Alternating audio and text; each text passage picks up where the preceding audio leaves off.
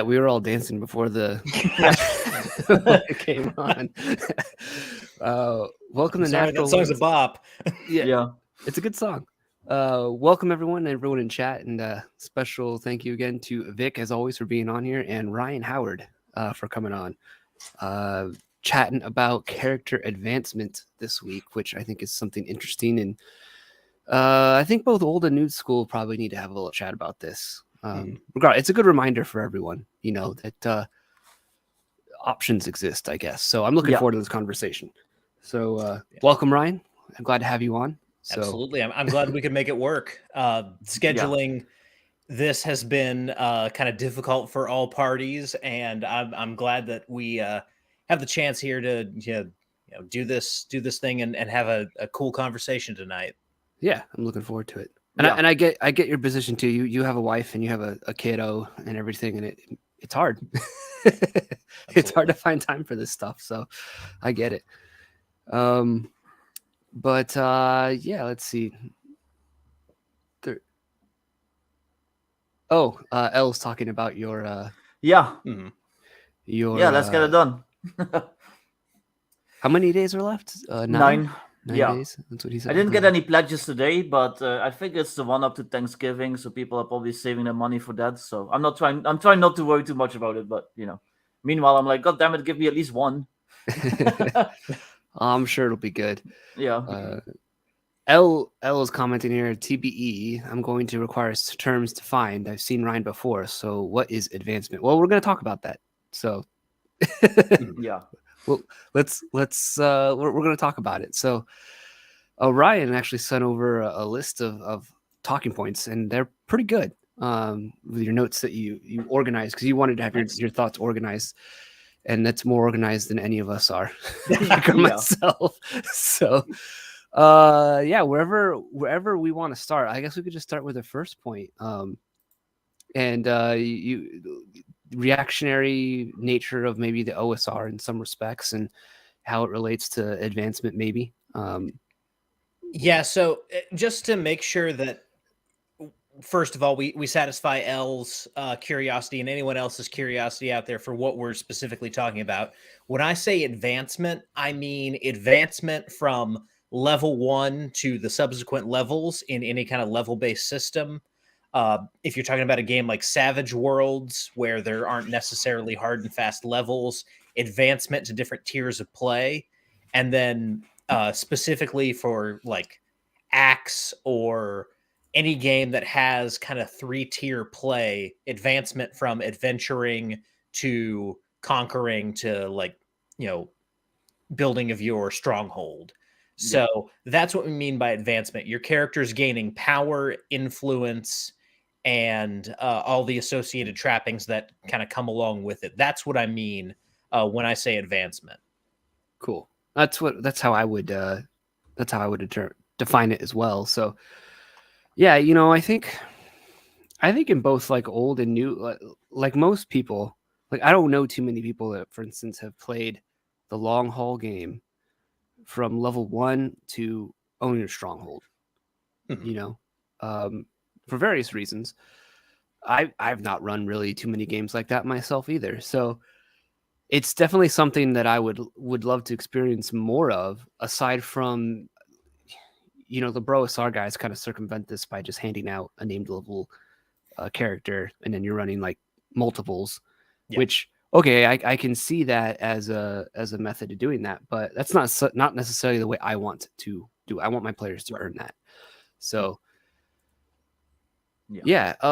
so in your notes here, it says the OSR movement has a problem with being reactionary. So, and I think this is kind of true here. So many OSR arguments online devolve into if they're for it, I'm against it. You have to pronounce that right. I know you're from California, so I will. I'll give you a pass there. But it's if he's for it, I'm against it. I didn't really know. I'm from California into Idaho, so I don't really know.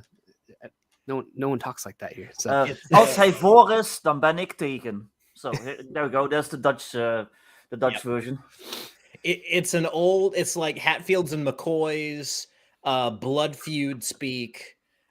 basically whatever you are for, I am the opposite side of. And it's something like the 5e crowd does it too.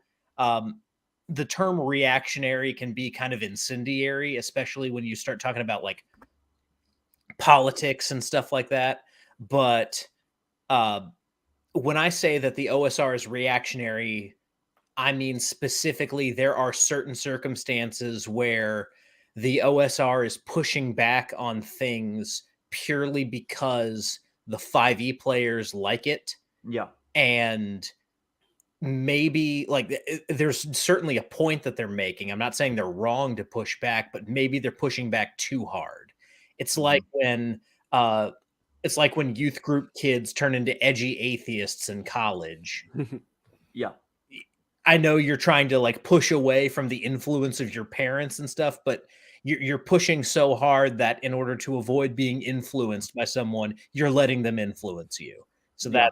that's what I mean when I say the OSR is a little bit reactionary about certain things. I think maybe it's certain characters within the OSR. Like I try to tackle, controversial subjects from time to time, but I really try my best to like think about, well, how did this person come to this conclusion?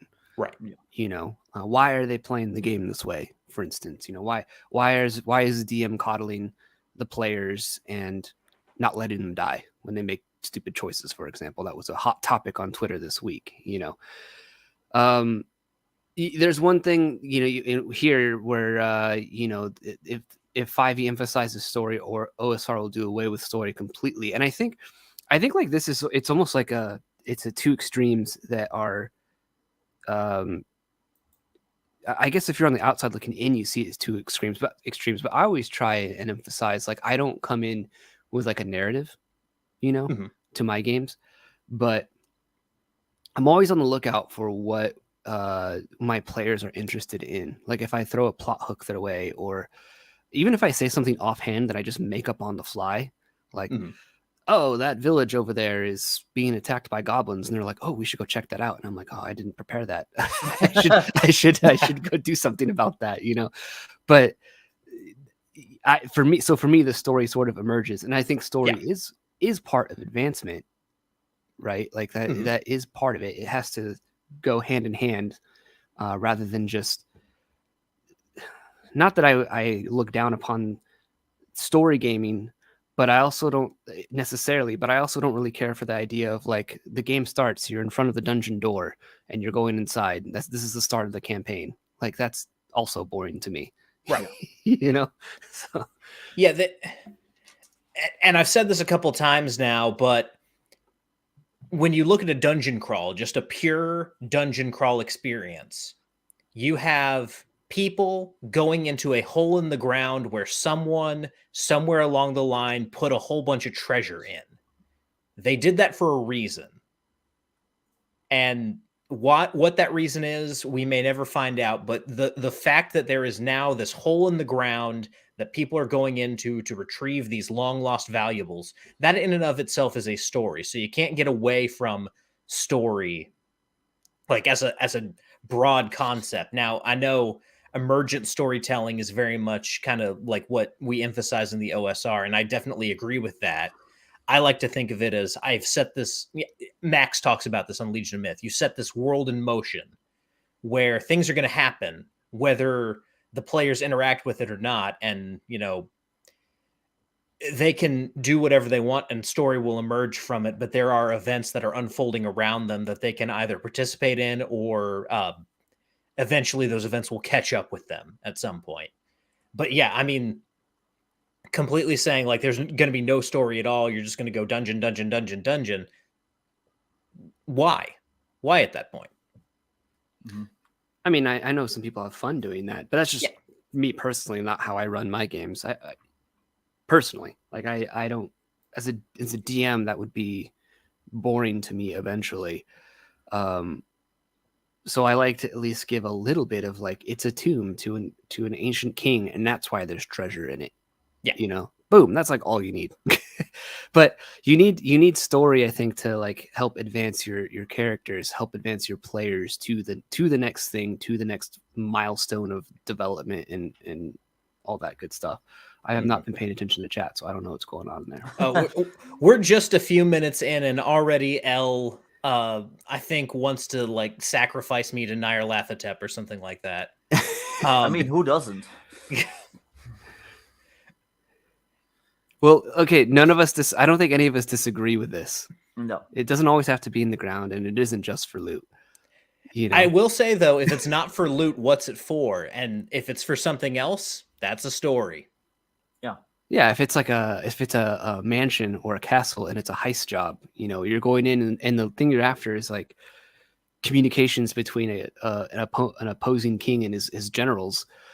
That's a whole story right there, right? Yeah. Like the loot is, maybe there might be treasure you could pilfer along the way inside the castle, but your main goal is like, we got to get in and get the letters that he's sending to his generals so we can learn of their plans when the battle comes. Like, yeah. And it might be somewhat of a dungeon crawl. You're sneaking into a castle, and hopefully you don't have any encounters with guards or court sorcerers or anything like that. So, one thing I've always wondered, or I've always thought about, is like, how do you make like the scaling of the challenge? How do you make that like seem natural? Because you know, at level 1, you're like at this village, and there's like maybe a cave nearby with like goblins and stuff, and then like at level 10. Like, are you automatically only ever fighting like minotaurs and demons and stuff like that? Or might you stumble across another village with a goblin cave nearby and you're just waffle stomping these goblins? Like you know what I mean? It's kind of like in the old in some of the old Elder Scrolls game, like Oblivion, they would like stuff would like level up with you, and that always seemed like very silly. Like you would go into what was previously a goblin cave, and all of a sudden there's like scary shit in there, or bandits are suddenly wearing like full on like elven armor and stuff like that. So it's, for me, it's always kind of hard to like find that balance, if you know what I mean. Yeah, and the way I think about it is, you know, to move into a completely different medium, you think about like Batman. When Batman first started out his career, you know, people would like, you know, not take him seriously because here's a dude dressed up like a bat, and so he had to like duke it out with every single thug with a tire iron, or just like whoever was there. But eventually, after a while, he gets this reputation. He becomes this scary figure, so that as soon as like the classic, you know, spotlight behind him and everyone sees the ears and the silhouette, the little guys just run at that point. So with your characters, once you get up to like, you know, 3rd, 4th, 5th level, at a certain point, even goblins, for as kind of unintelligent as they can be, goblins hear, hey, these guys who stomped a mud hole in that other tribe of goblins down the road, they're coming here. They're gone. Yeah. Or they're going to go get reinforcements. And that's where some of the scary stuff can come in. So that's where like, hey, we need more bugbears. Or we need to go see if those hobgoblins will put up with us for a little bit.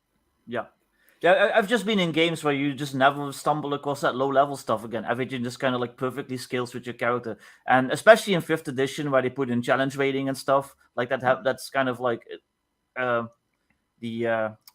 don't know, it just leans towards that. And I don't know, for me, that was always like a hard balance to find.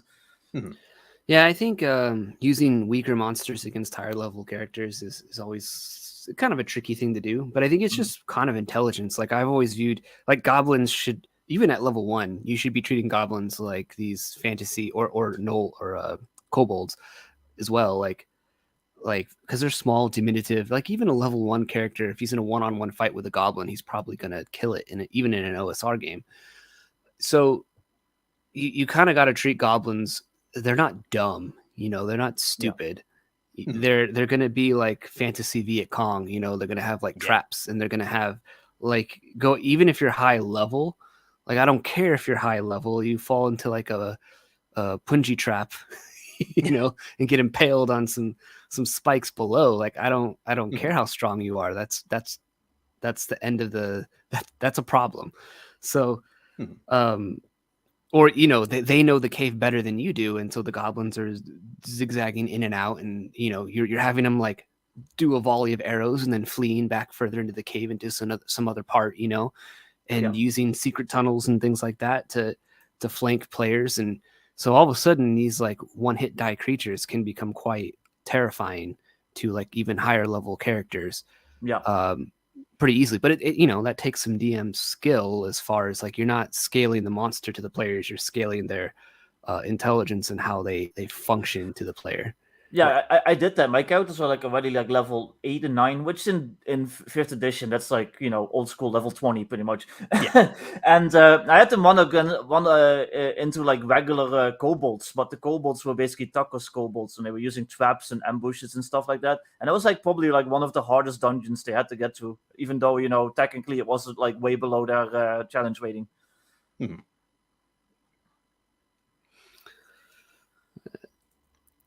TBE higher level PC versus Goblin is like Predator versus Arnold.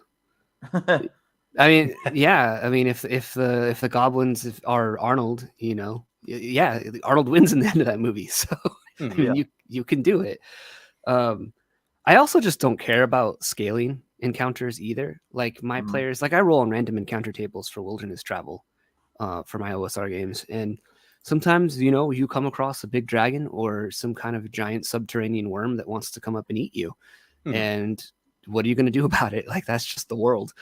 So Yep. Yeah, the verisimilitude of every single encounter that you run across is somehow perfectly balanced to how powerful your party is. That's kind of silly. Yeah. Sometimes you will like run into guys who are too big for their britches and think they can take you, and you're going to stomp them in 2 rounds. And sometimes you run into something that's real nasty, and you might have to run away from it. That's just kind of like it's a crapshoot. It's a roll of the dice on that in that moment. And so having everything perfectly scaled out to, okay, this will present just enough challenge for players at this level, it doesn't really make sense. It's not it doesn't fit within like a logical world that operates on the way things would actually go. So it's all about kind of preserving that verisimilitude. And I think, John, you have a great handle on that if that's the way you approach things. Sometimes you eat the bar, sometimes the bar eats you. Yeah. Well, like in our last game, the player, I'm doing Palace of the Vampire Queen, and the players are coming back from the dungeon. They've been going in and out of it, like because they have encumbrance, so they can only carry so much loot out. And so they're coming back. They're on their horses, and they're like, "Hey, this is going easy." Like I was rolling random encounters, and nothing had happened yet. So eventually, I roll one. I roll on a random encounter, and it was a giant like subterranean worm, and so it like rises out of the ground, and they're like, let's run away. And so and thankfully they had, before they went into the dungeon this time, they had purchased horses. So if they hadn't purchased horses, the thing would have eaten them, but they were able to outrun it, doing the full-on dash, doing the full-on like run with their horses, because they were able to be faster than the worm could be when it was moving at its full-on speed. So that saved them there. But if they hadn't, if they didn't have the horses, it probably would have been pretty close. So there's a great level in Star Wars Jedi Knight Jedi Academy where your ship crashes. There's no combat in the level at all. Your ship crashes and you have to repair it. But there's a giant worm that's coming after you. So I remember that stuff. That was scary. Creating that kind of encounter, or something similar to like Dune, creating that kind of encounter where no, you can't take that, but you have to somehow get away from it. That's also the one in the starport where the big thing, the Rancor. Called? The Rancor is hunting you, and you can't do shit to it because it's like a Rancor, and I think it's like cybernetic Rancor too. It's like modified, and you can't do shit to it. You're basically just running from it and hiding. And you can do stuff like that too. Like there's like a fucking an hungry dragon, like hunting the party and trying to sniff them out, like Smork in the Hobbit movies. Like So just putting some chat up here that I agree with. So yeah, I think that idea of scaling encounters, even your pre-planned encounters, like if you place a dungeon somewhere and you're like, I'm putting loot in this dungeon, and there's a goblin chieftain or a bugbear chieftain that lives in that dungeon, and I'm gonna tweak him so that by the time they encounter him, like it's gonna be a close fight, but they're still gonna win. That's essentially what I interpret like balance as. Yeah. And which is like that modern mentality of that I think happens a lot in 5e, where it's like, it happens a lot in 5e. It happened a lot in my 5e games. Where like, whew, that was close. We almost died. We didn't die, but we almost died. There's lots of like, that was close. That was, but then you start to realize and you get bored. Like it's always that was close. So Yeah. And I don't want to sound like a Luddite here, but it's video games. That's why RPGs, that's why tabletop RPGs are designed that way, because video games are designed that way. And the reason it's not that way with older RPGs is there weren't video games that had that kind of scaling challenge where once you get to this level, you're this powerful, so everything has to be this powerful. It wasn't like that wasn't a thought process that people went through. So Yeah. it's interesting to see how video games have definitely had a positive influence on role-playing games, but I think they've also had a negative influence, and that's one of the ways that they've kind of negatively influenced things, in my opinion. Yeah, yeah, you make a good point. Like those old school games, they were based on like books and stuff like that. And then at a certain point, especially like, among the 90s, I would say, late 90s, they started being more influenced by video games. So yeah, that's actually a good point. Yeah, I have made a video a while back. It's one of the first videos on my channel where I said there's this feedback loop where like tabletop RPGs used to feed into video games and the tropes used to like go into that. But now it's like fed back around the other way. So now it's video games feeding into tabletop role playing games. Yeah. It's like I don't know if it'll ever switch back the other way. I kind of hope it does. I think talking about stuff like this can kind of, if people come across it and listen, it will. But yeah, I do think that's 100% true. Like video games, people kind of go in with that expectation, because back in the day, you went into a CRPG with the expectation of your experience at the table. And so it was trying to emulate that as best as it could. Now you go to the table with your expectations of like Skyrim or your Final Fantasy game. And now the games are trying to emulate that expectation as best as they possibly can at the table as well. So it's just flip-flop. So.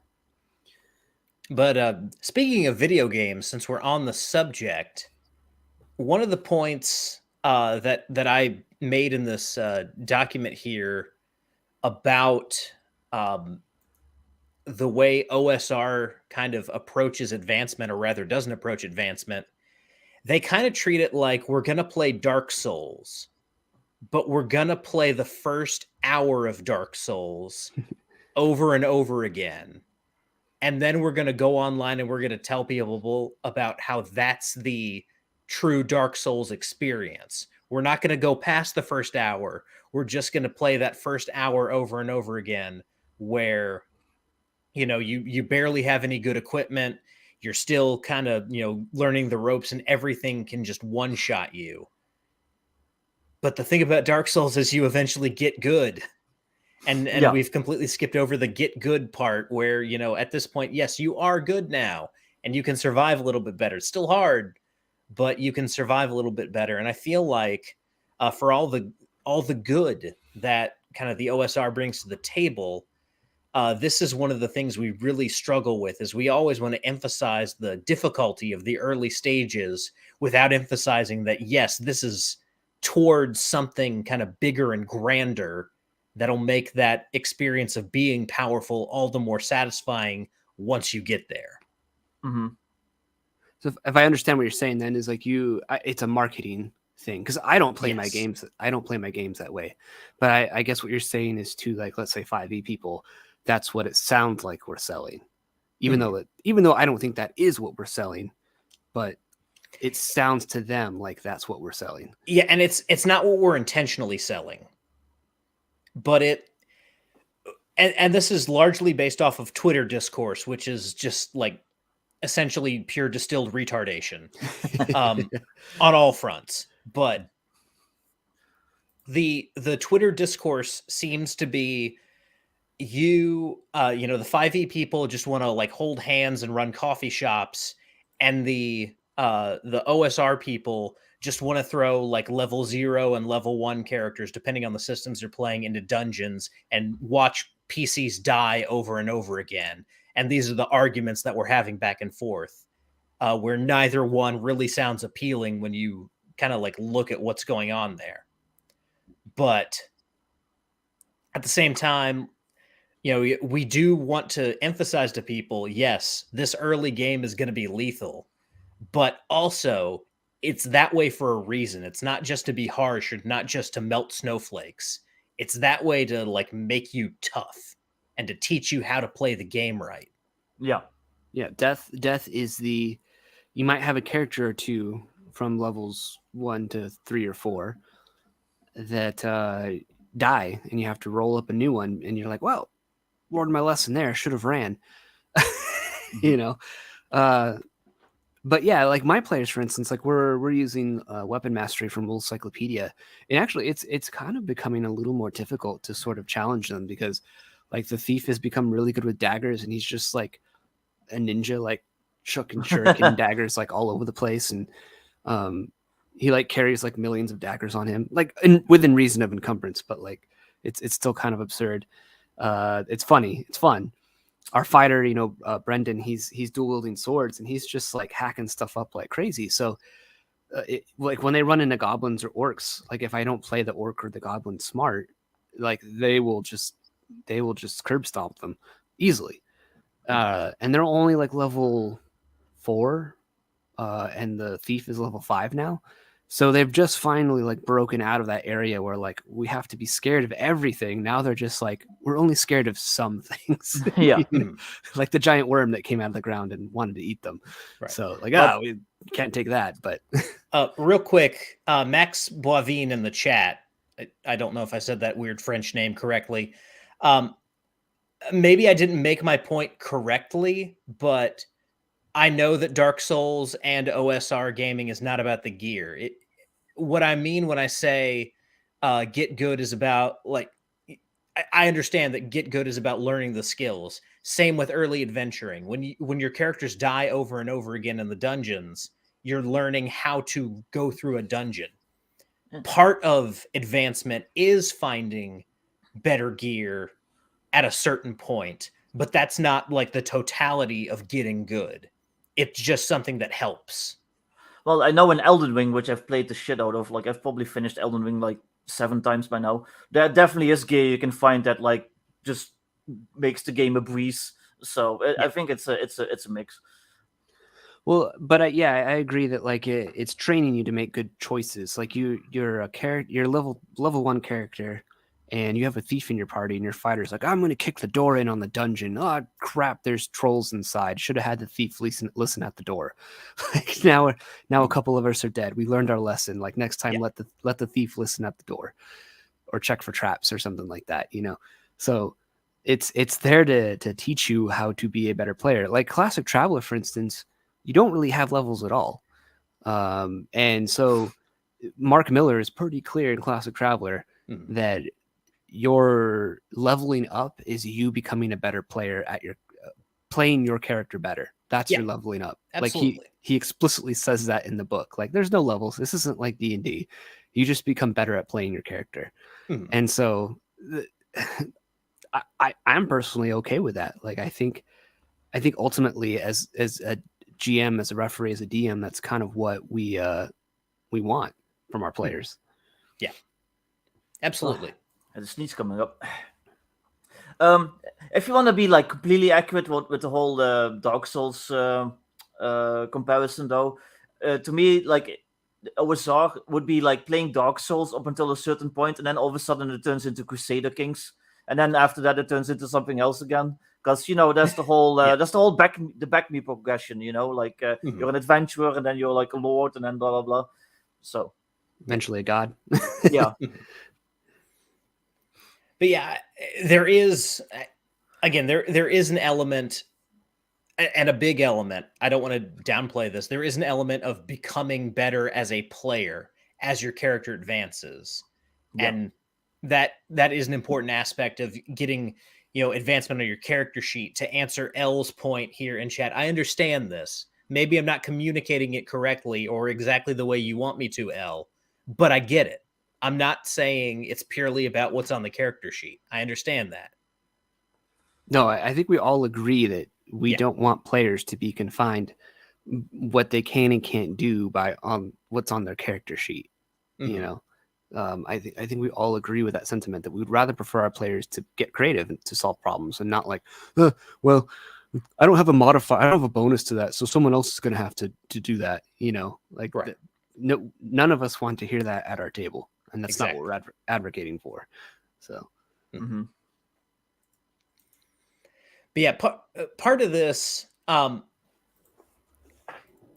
advancement in RPGs, just with my kind of particular focus on using RPGs to emulate kind of like the fantasy narratives that we all love, because I feel like that's what brings a lot of people to the table is, you want to be Conan, you want to be Aragorn, you want to be Frodo Baggins, you want to be whoever your favorite fantasy character is. And so part of emulating that fantasy that brings so many people to the table is you want to go from relatively powerless to extremely powerful, and you want that to be a progression over time. mhm. Over the course of his life, Conan the Barbarian goes from orphan to slave to mercenary and thief to pirate to king. It's Mhm. a progression. And if that progression weren't present, then no one would care about Conan the Barbarian. If he stayed a slave the entire time, there wouldn't be stories about him. Same Mhm. thing with Frodo. If Frodo were just like a homebody hobbit the entire book, no one would care to read that story except maybe a couple weirdos on Twitter. But It sounds like some fanfic they'd write. yeah, but it's No, exactly that would be because that's what he they would would be do. a It's homo relatable. body, not a homebody. I'm sorry, I completely talked over you, Victor. What did you say there? No, I said if it was some fan fiction, he would be a homo body, not a homebody. Yep. Mhm. But yeah, I mean, that's what advancement in these games should emulate, is a rise to power. And I think there's a lot of people in the OSR who understand this. I want to give particular credit to Crossface. He's the one that got me thinking about this. Mhm. You guys, anyone in the Gilded server for Basic Expert is aware of kind of where Crossface's head has been recently. But he's really got me thinking about how advancement is such a key part of playing these games.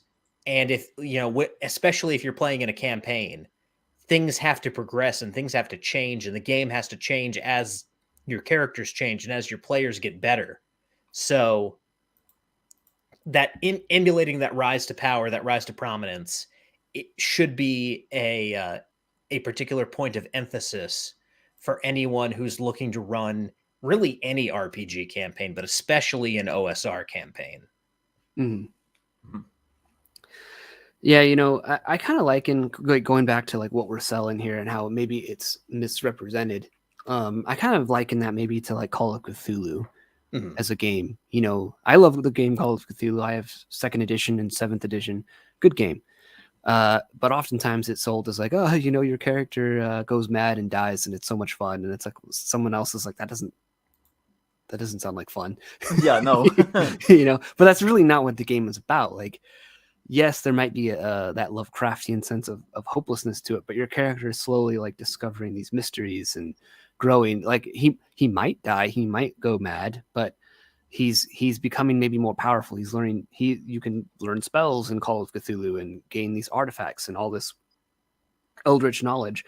So that isn't necessarily what the game is about, but for some reason, I think it's in response. I think that this motive of response is it is in response to what modern gamers are doing, where they want to coddle their players and sort of make that.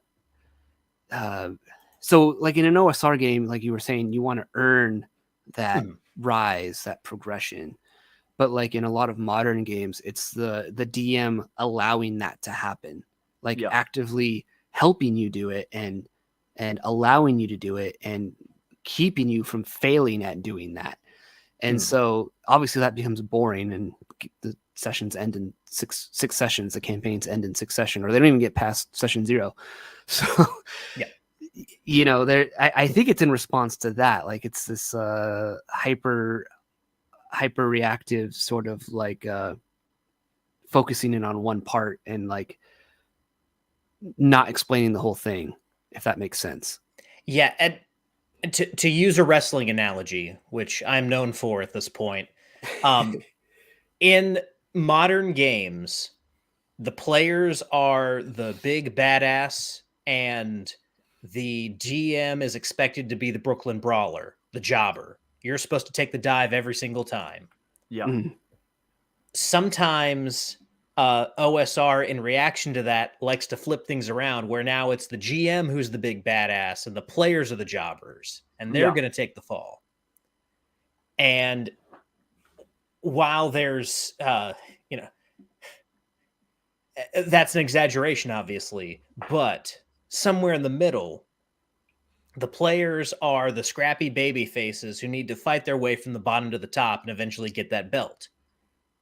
The GM is the heel champion who already has the belt, and it needs to be a fight, and it needs to be a tough fight, a fight that any side could lose at any point, so that by the time the referee counts 1, 2, 3 and raises that babyface wrestler's hand and gives him his belt, he feels like he earned it, and everyone who is a part of that experience feels like they earned it.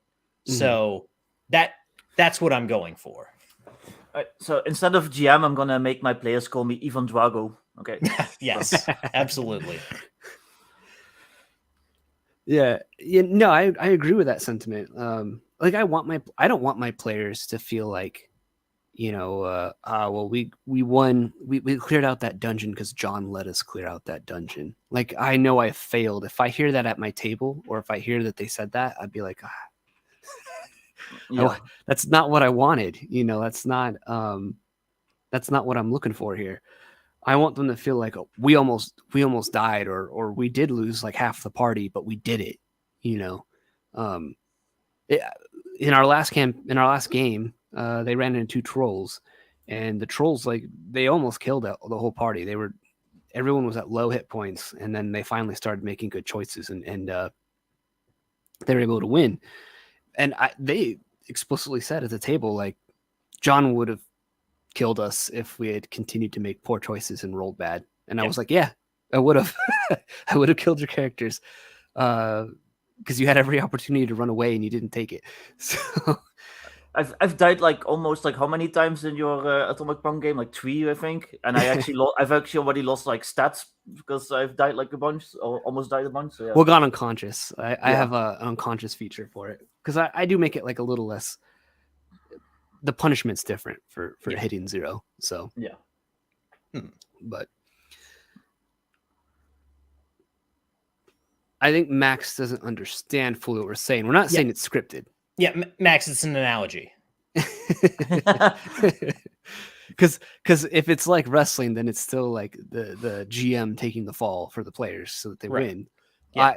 You're okay. If it's maybe more accurate, I think the you're a referee. Like that's the term that's often used for a dungeon master, game master. In first edition, Gygax often uses that interchangeably with dungeon master. You're a referee.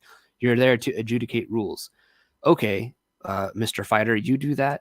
Please roll this to see if that happens, or you react to the NPC in that way. Well, that is the ruling lord of this land, and he doesn't quite like that response. So this is the logical outcome of your actions. Like that's your job.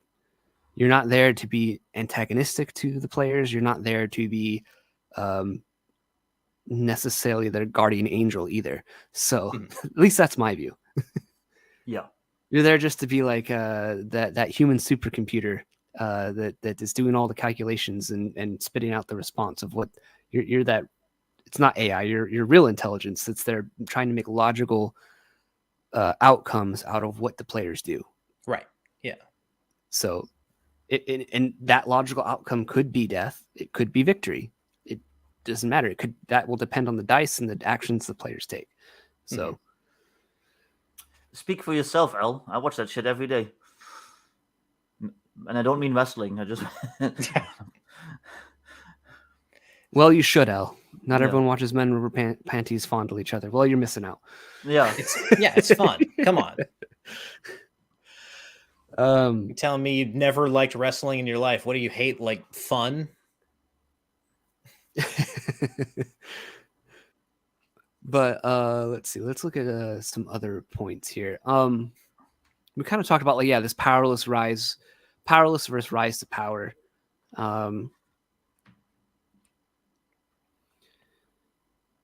OSR games and some games tend to focus on low-level, powerless aspects of the game. You mentioned here Dungeon Crawl Classics, the entire discourse and excitement around DCC is the funnel.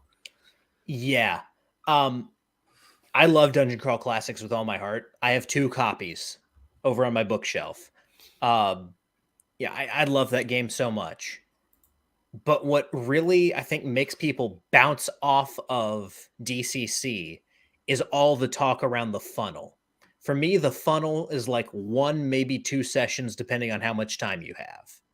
Mhm. And then you get to the meat and potatoes of the game. But the way you hear some people talk about it, you think the funnel is all you do in DCC. And the funnel is a literal, it's a literal meat grinder.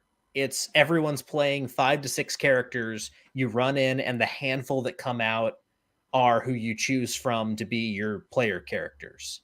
That's not a game. That's Character creation. it's character creation. That's like a Japanese game show. Yeah. It's gamifying character creation. It's kind of like Traveler, where you can die in character creation in classic Traveler, where you're rolling and you're doing survival rolls and you're like, this guy died, I guess I'll roll up a new one, and it's kind of fun. Everyone's sitting around the table like, my guy died, he did it, I'm gonna go for another turn. So it's kind of that same thing, but that's not all that's just one session in Traveler, if that. So same kind of deal. It's just a part of character generation. Yeah, and who are you going to convince to play your game if you're like, you roll up a farmer and that farmer runs into a random dungeon and dies? That's your selling point. Yeah. People are going to be like, I want to play a fucking farmer. I want to go play this game where I can start out as like a warrior. Yeah. Well, I think that's part of that reaction to what modern gamers are doing as far as like advancement is concerned, and character creation, where we were talking on the server how like Bullfrogger's epic backstory of like, I'm an adventurer because goblins killed my cow or something like that. Yeah. Like that's my backstory. Goblins killed my cow. Whereas I think that's awesome and hilarious. Like, sure, why not? I love it. Whereas I'll take that over the 36-page backstory. But here's the cow's family tree. The cow's name was Bessie. 5th of her name. But so good. Well, it's like a reaction to that, but we again neglect to say like, yes, you start as a farmer, you start as this guy who's mad because goblins killed his cows, but you're going to become much more than that if you stick around. Yeah. Like we gotta emphasize that part. I try to do that, at least. Like I try and relate it to the hero's journey, for example. You're going to start as like this obnoxious whiny kid like Luke Skywalker on Tatooine, and you're going to become a Jedi Master. Like that's ultimately the arc that your character is going to go to. Yeah. So you just got to sell the whole thing.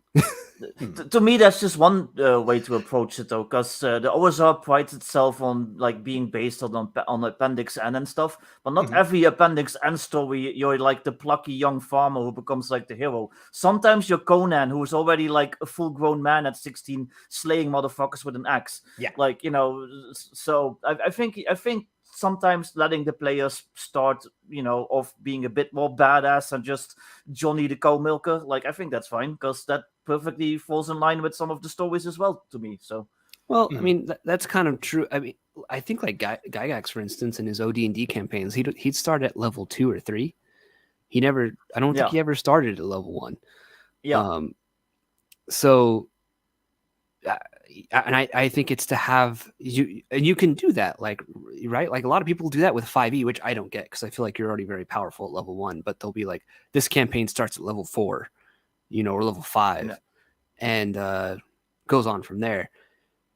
But like in the OSR, you could do that. Like, I want to start out a little bit more badass. Can we? Yeah. The GM might decide this. Like, let's start at level 3. Gygax did it. Let's do it ourselves. So Yeah, it depends entirely on what feel you're going for. Like another classic Appendix N like series of Farfed and the Grey Mouse or whatever the fuck you pronounce that name. Never pronounced it. Fufford. Like Fufford. Like those guys would probably like even in the first book be at least like already like level 4 or 5. Like the Grey Mouser, he's like a former like wizard's apprentice. He's like one of the best like dagger Swordsman. or swordsman in the land. Like so. Yeah, absolutely. And L, I don't know why you need to go watch Jeff Dunham and Walter when you get to be Walter every day of your life. I mean, like, come on, man. Yeah. And we've also got a jalapeno on a stick. I mean, he's right next to me. Hi. Absolutely. So let's talk about. I like your little topics here because we're kind of in that realm, like good advancement and bad advancement. I think that's a good thing to talk about here, as far as like from a game master and game design perspective, and as well as what for players as well. So let's start with bad advancement because that's where you start with here on your notes. So you say early levels are already powerful but bland. I mean, sounds like 5e to me. Yeah, basically. Yeah. Yeah, and it's the other two, like the sub points I put under that is in 5e and in a lot of modern games, level 1 is you're powerful, but you can't do any of the like cool stuff that you can do later. And it's a conveyor belt. It's a conveyor belt to get you to basically 5th level where now you can actually do like the meat and potatoes of your class. You have to go through the motions, but it's designed to very easily push you through. It's like public school. You just, you go through and you go through and you go through until you're at the end. You're not being challenged. No one's going to stop you at any point. You're designed to like keep going and going and going. Yeah, I'm trying to catch up on chat here. Sorry. Oh, good. Gokuban says it's the whole subclass thing. They want to start already where their characters made their big choices. I could kind of see that, like subclasses and feats and things like that are things that kind of bothered me. I think that kind of, I don't know, creates weird incentives. Just as me coming as an OSR guy looking at 5e and a lot of modern games that have these kinds of features. Like when I ran 5e, even when I wasn't an OSR guy, we didn't use feats because I was just like, these just seem too powerful for the players to have. I don't want to give them these to play with. They're gonna the game's already. I was already starting to realize the game's already kind of broken, and these are just gonna break things more. So they don't get these, and my players were okay with it. But yeah, I could see that. So I've come down as being kind of anti subclass at this point because I think a lot of subclasses come down to how are you role playing and like what weapons do you want to emphasize if you're a fighter. A lot of it just comes down to, okay, you're a fighter, but you want to be a samurai. You don't have to have a whole separate list of these are mechanics that a samurai would have versus what a battle master has. You're just saying, I'm a samurai, my longsword's a katana, and I'll do all the regular fighter stuff, but just, more samurai-like. Yeah, I honestly feel like as the later editions kind of went on, some of the classes feel kind of redundant. So for instance, I like how the Rule Cyclopedia in Beck-Me, for instance, makes the paladin like a named level class or that they could take. Like you reach level 9 and all of a sudden you're like, I want to devote myself to a god now and I want to become a paladin. And so then that means that as a player, when you encounter a paladin in the world, in a Beck-Me game, in a Rule Cyclopedia game, you see a paladin and you're like, oh, we don't want to screw with that guy. Right. We don't want to screw with that guy. So, and also Druid is sort of something that a neutral aligned cleric can become when he reaches named level at 9th level. So if you're neutrally aligned, you can, instead of doing the temple thing and getting followers or being a traveling cleric and continuing on your traditional path, you could decide, I want to go out into nature and I'm going to go find another druid to study under and gain those abilities. I kind of like that. I feel like warlock should be something like that for magic users. Yeah. I've said this before many times. My gripe with a warlock is like, why is this eldritch being making a pact with some one hit die scrub, that hasn't done jack shit? Like, he's not done anything, but all of a sudden this eldritch being is like, I want to make a deal with you and give you power. Like, no, that doesn't happen until you get to like 9th level. I'm sorry, he's not going to give you that. Godly being isn't going to give you any notice until you actually start doing things that affect the world in massive ways. We're like, oh, yeah, I could use that guy. I'm going to make a deal with him. See if he'll make a deal with me, Yeah, you have to have some kind of handle on the arcane or the divine to be able to even like register on these guys' radar. They're not just looking for random. It's not the Devil and Johnny in Devil Went Down to Georgia. That's not the situation we're dealing with here. I've written like 26 subclasses in my time, so I'm sitting this one out completely. No, well, I get it. The thing is, it's a different taste. It's a different. I'll say that. I'm not necessarily saying it's wrong. If I don't say it, assume that what I say is in my opinion. So when it comes to a lot of this stuff, well, it's like I don't even necessarily disagree, but if you're writing for a system, you have to follow the rules of that system, and subclasses are just a part of 5e. If I write for the OSR, then obviously they're not going to be subclasses. So yeah. Brian James, to answer your question, you don't, because I don't think there should be a magic user that doesn't use a spell book. Personally, I like having that limitation on spellcasters, especially in old school. Yeah, you need to have that thing that you get your power from, or your sort. It's not a superpower. When you take away the components necessary to cast magic from a wizard, you essentially are turning them into like a superhero at that point, and that's where things get weird, and that's where power creep kind of comes in. So I say there's no need for that. If you want to do that, you can be a cleric, and it comes from a god.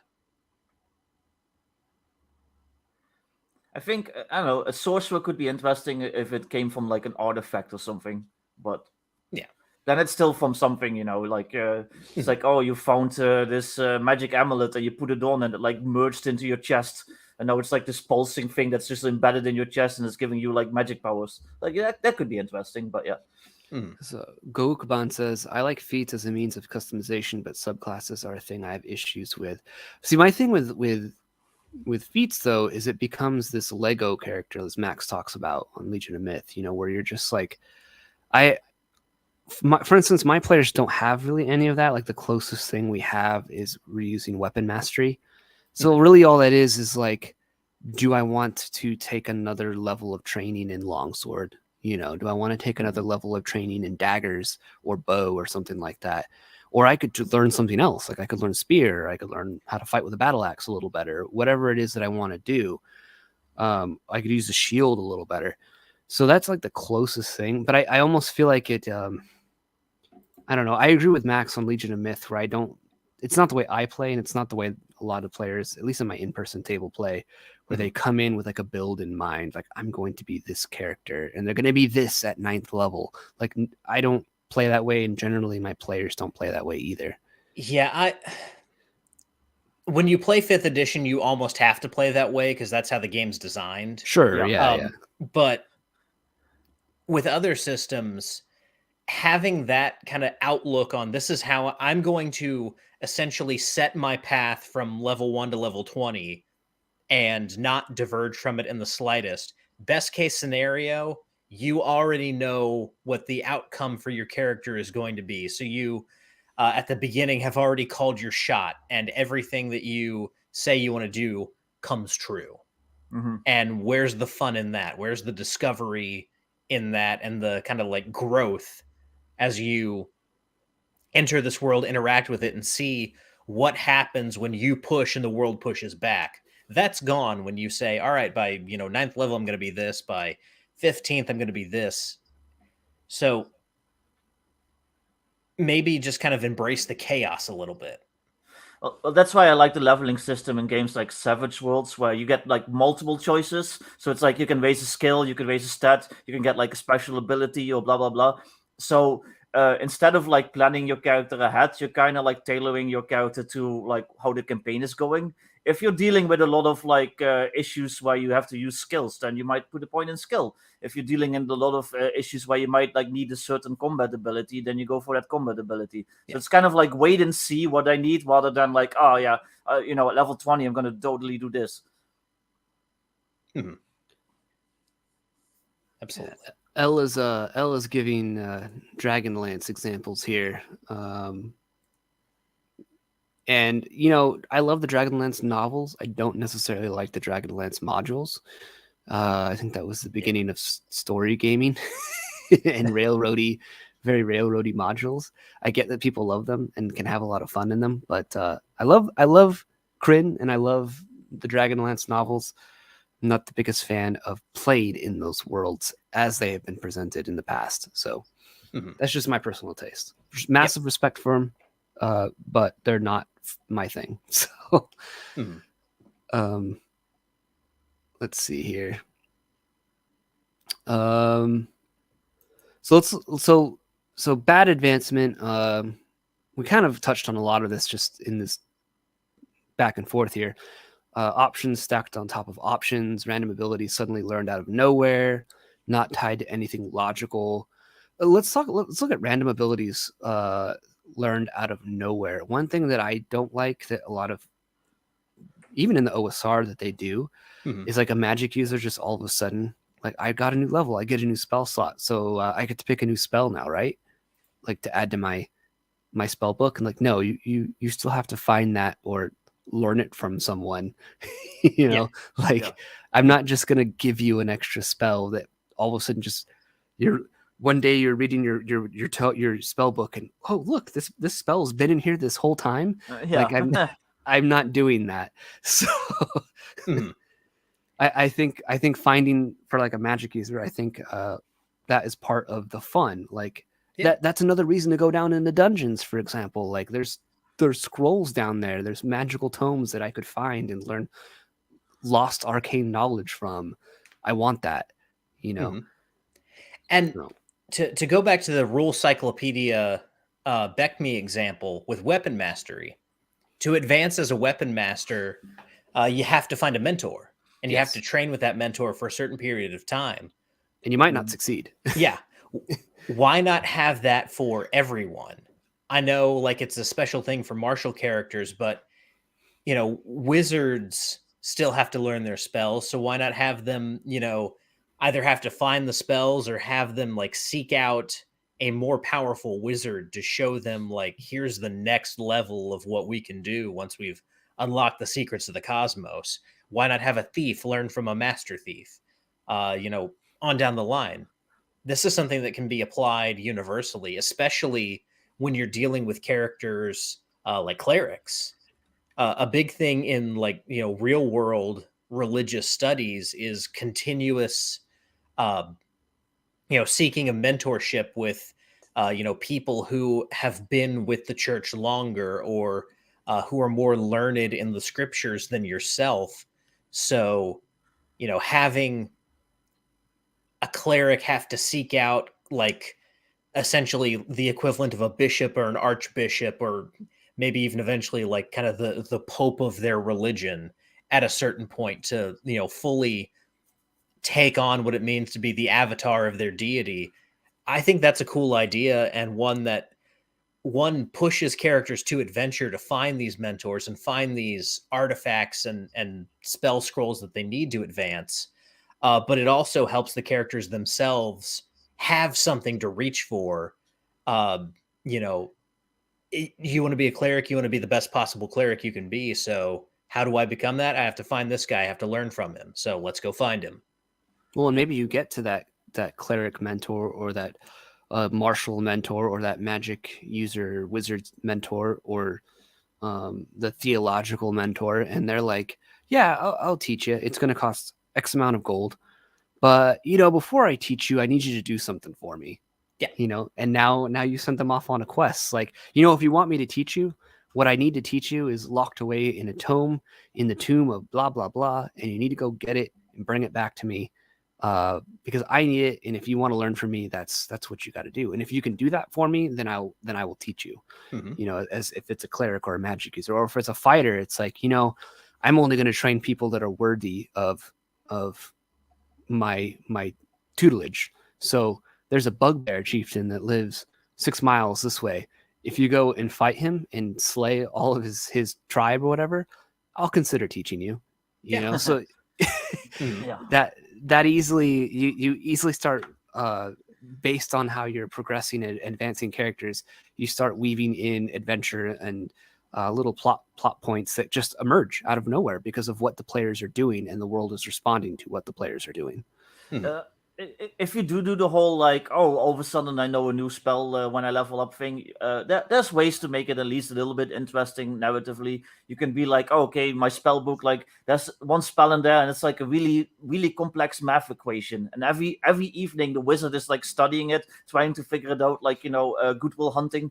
And and then eventually he cracks the code. Or, you know, the tome that he found is like like a puzzle box, like Hellraiser, where like every evening he's like sliding stuff around, and all of a sudden he gets like, you know, this combination, and like a new page opens, and it's like, oh fuck, a new spell. So there's ways to make it interesting, but yeah, usually people don't even bother with that. I've heard of making like spell books sentient as well. Yeah, like there's sentient magic items in spell books. Like, all right, well, you're ready for. They have their own personality, maybe though too. So like maybe they'll only give up certain spells or whatever. I don't know. Yeah, that you could do interesting things with a fighter with a sentient weapon.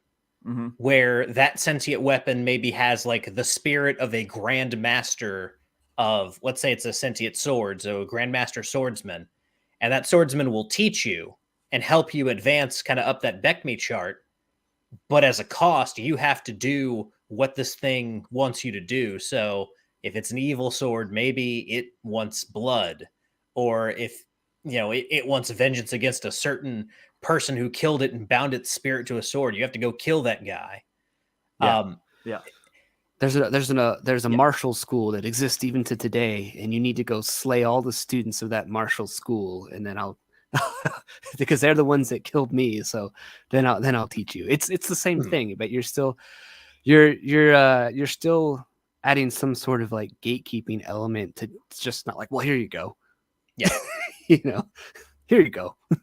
Yeah, and it's like right before you walk into the room with the boss, it's like when you're playing a video game and you find the room where all the ammunition and health packs are right before you go into the boss fight. That's the way that level ups feel sometimes in like modern games.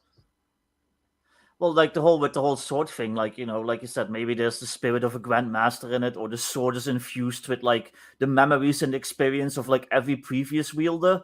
But maybe your, like, you know, 19-year-old farm boy doesn't really have the muscles and the reflexes yet to utilize these skills. So he's kind of like bumbling around until he levels up and puts like a point into Dex, and all of a sudden he has access to a new move that he can now master, because, you know, he's trained the right muscles to finally do it. So yeah.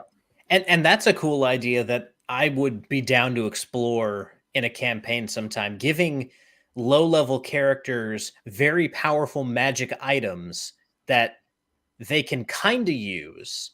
They can't use them very well, but as they level, that thing levels with them, and they become more and more worthy to wield that power, and ultimately they're able to kind of attain a full synergy with the weapon.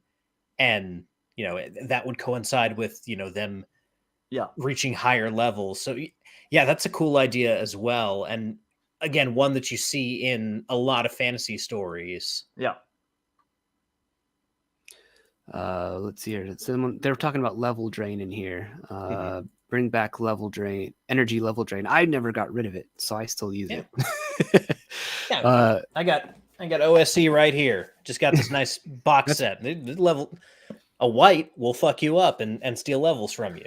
Well, my players ran into some vampire like underlings of the vampire queen, and the fighter almost had a level drained. He was actually legitimately terrified. He's like, because he had just leveled up, he just gotten to level 4, and all of a sudden that level's going to get taken away from him if he fails his save, which, you know, you're hitting a player where it hurts in that advancement that Yeah. they worked really hard for. So The only reason I don't like level drain is because then you have to fucking like figure out how to roll back your sheet, and that shit's fucking annoying. Right. yeah, So yeah, it can be. yeah, But generally, like, it's a reversible thing. You just gotta we gotta go find the cleric that's gonna like heal me, and he wants something for in return to heal me. Now, again, it's like send us off on a quest to go yeah. help our buddy get back to get his mojo back. I mean, it depends on the system, obviously. And like, if you're playing like BX, rolling back your sheet is pretty easy.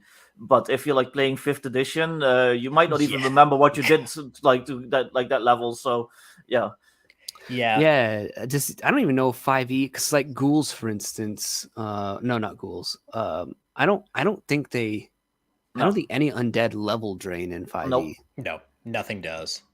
So yeah, that's something I think that was lost after 2nd edition because I don't even think I'm not super familiar with 3.5 and 3rd, but I don't think it even existed in that. I know it wasn't in 4th. Once you get into like skill systems and prestige classes and all like different options, and your character sheet's like 3 pages long at that point, level drain becomes super unwieldy. So I understand why they kind of chucked it at that point. But yeah, in OSR games, it's great.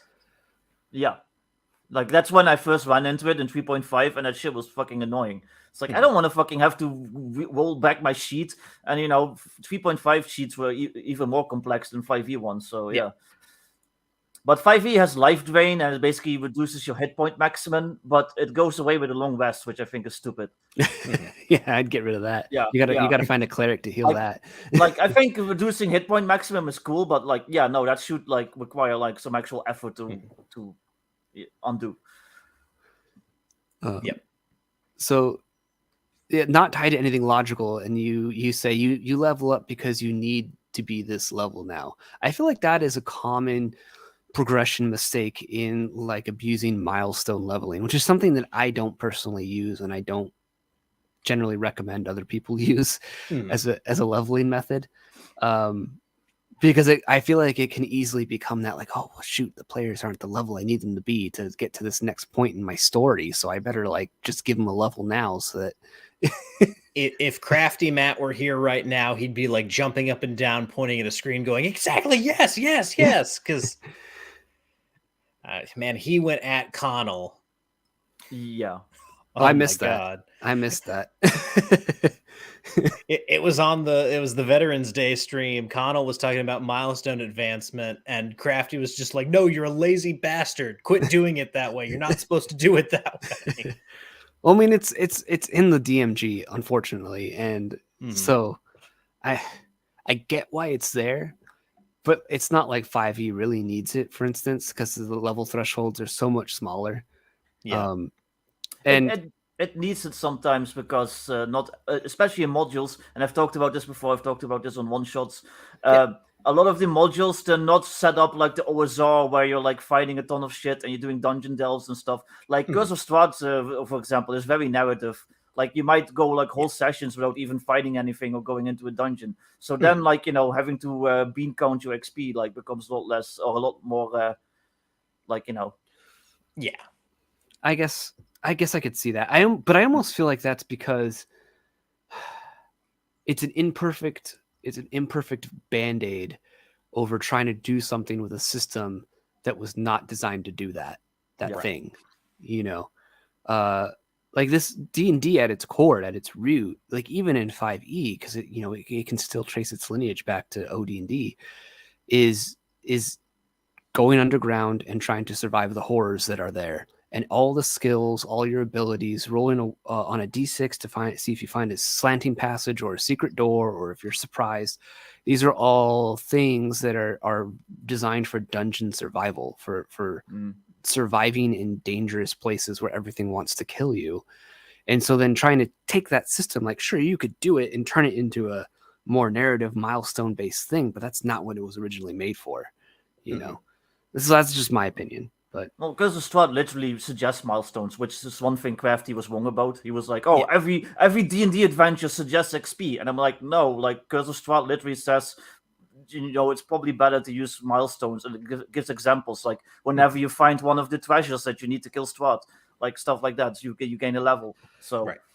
One thing that is kind of in the middle, and I guess it's okay. I'm okay with it. I've used it when I ran it. Is in Adventures in Middle Earth, the Mirkwood campaign, and a lot of the modules that Cubicle 7 made for that. There are like kind of like milestone things where like if the players get to this point, like if they're able to solve all the problems up to this point, they get 500 XP that they get to split with everyone. Yeah. If the players are able to convince this chieftain of the wildmen or of the woodsman to do this thing, they get 1,000 experience points that they have to split up. And it's like listed there and keyed up, which is like, okay, it's kind of like milestone, but I'm fine with that because it's a clear objective. Like you have to go do the thing to get that XP still. Yeah, absolutely. I am perfectly fine with XP being the reward for any method of overcoming any kind of obstacle, whether you're going to like kill something or you're gonna talk your way out of the situation. I'm fine with the reward being XP, and I think that's the way it should be done, because not every situation is going to require you to draw swords and kill shit, but a lot of them will. Well, that's like in our current BFRPG rules cyclopedia game, whatever. My players, one of the first adventures they did was they caused a civil war. I've talked about this before. They caused a civil war in an orc camp between two like orc chiefs that were living in a cave system and sharing an orc temple with each other, like to an orcish god. And so they went and like murdered one and blamed it on the other tribe, and caused this whole civil war. Because what a modern player would probably do is like, okay, we got to go in and we're going to kick down and kill everything inside there. And my players are like, we can't take on 30, 40 orcs. Like we're level 2. Like we're not gonna do that. We'll die. But we could do this. And so they did it. And like I let it happen because it made perfect sense as to what would go on and the mentality of orcs and all that kind of stuff. So I gave them the XP for like essentially slaying all that, because they did, right? Like they caused all those orcs to kill each other. They didn't draw a sword to do it, but they overcame those orcish tribes. They defeated them still. They found a way to defeat them still. So I gave them the XP for that. And then when they went through and found some loot, they got the XP when they went back to town for that as well. So I've got a good reason to play 5e, guys, in the chat. Yep. Yes. There you go. Yeah, I mean, you can have fun playing 5e. So I say you have to like disallow certain things, but I'm not gonna completely say just throw out 5e entirely. Just maybe throw out Tasha's Guide and everything after. I don't know. And like Kentucky Rex said, like poison is like inconsequential. That's because they removed the variety of poison. Every poison basically just causes the poisoned condition and maybe like does a little bit of damage.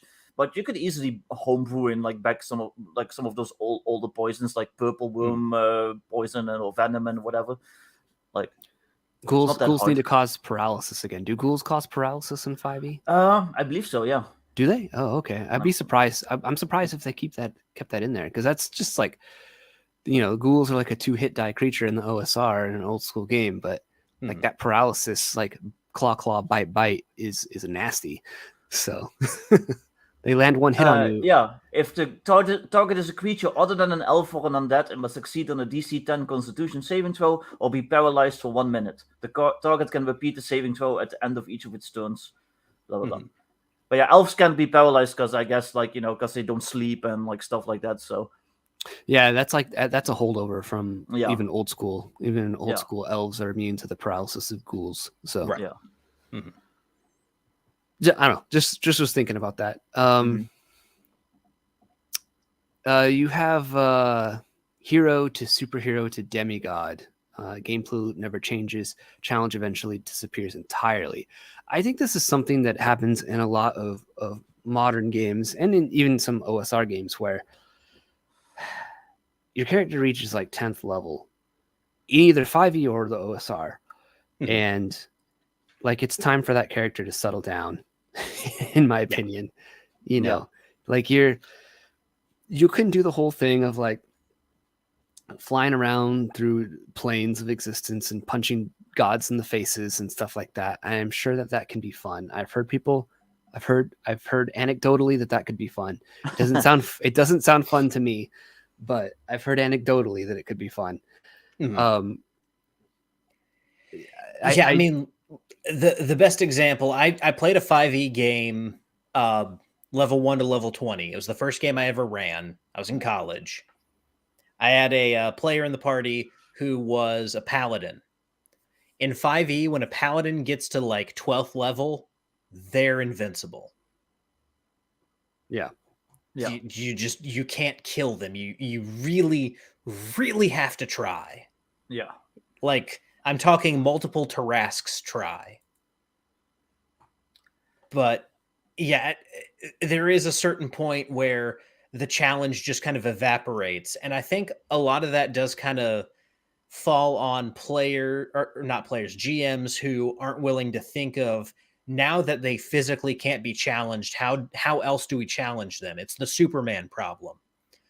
Physically challenging Superman is very, very difficult. So good writers challenge Superman morally and mentally. Mm-hmm. How do you replicate that in an RPG where, yes, absolutely, you could come over here and kill me at any minute, but if you do so, here's all the bad things that'll happen. Is that worth it for you to just like snap my neck in an instant like you could? So the best way I found in 5e to give a challenge to a high level party, and like in the old school games, I guess you could like you just make them go up against something scary that will like stomp them into the ground. But the way 5e works with the awful action economy and stuff like that, you can't really do that. You basically need to whittle them down. You need to make them run to like a long, arduous dungeon with traps and all sorts of shit and like stuff that like maybe like shoots them with a crossbow here and there. And then you need to make them go through their spells and do their healing items. And then they go up against this big scary thing. Once you've like taken everything away that makes them powerful, basically. Yeah, we were talking with Crossface, you and me, Vic, and I gave the analogy that 5e to kill players is death by 1,000 cuts. Yeah, pretty much. Yeah. And it's really hard to get them past 999, as you said. Yeah. Yep. Like they get to 999, and you're like, I can't do it. And then they take a long rest, and then they're back at 1, and you're like, God damn it. Whereas like the OSR is like you could get curb stomped at any minute, even at higher levels, right? Yeah. Because stuff still is like, oh, that's poison, that's save or die.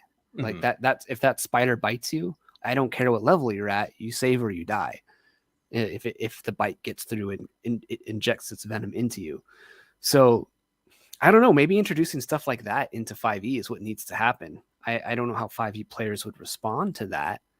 They probably wouldn't like it but I mean, I don't know. I don't like the death by 1,000 cuts thing because it is so hard to do. Yeah.